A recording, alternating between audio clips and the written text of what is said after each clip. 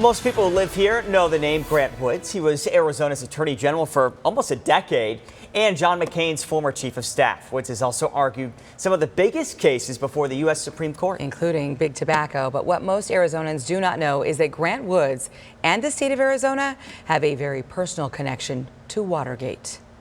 That was pretty amazing to be there as a college student, for all of that. 45 years ago, during the Watergate era, Grant Woods was an intern for Republican House Minority Leader John Rhodes from Arizona. I actually got to go over to the Supreme Court. They sent me to go over to the Supreme Court. That was 1974. When the Nixon tapes came out, Grant Woods was the young man tapped to grab copies of that ruling from the U.S. Supreme Court.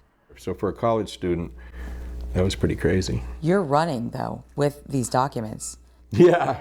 The country is waiting on this. Yeah, what was that like? Did you peek? Yeah, I did, of course, yeah, I did. I looked real fast to see, and it was 8-0. Nervously holding as many as he could carry, Woods had a copy of that ruling for each of the nation's top leaders. And obviously the court ruled unanimously that the tapes would go public, and so then they were, and then when you heard it, you heard Nixon basically guilty of everything. All of this just an hour before the landmark decision was set to be released to the press. The time I got back there, boy, yeah, everybody was a free-for-all. Everybody wanted their copy of that thing. So that was nuts too, I kept a copy for myself, but I don't know what I did with that. Among the top three influential Republicans to tell Nixon his fight to remain in office was over, Arizona's own John Rhodes and Senator Barry M. Goldwater.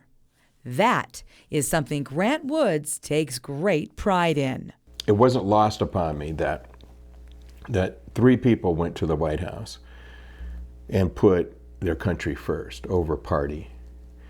And two of those people were from my state, from Arizona. That's pretty amazing.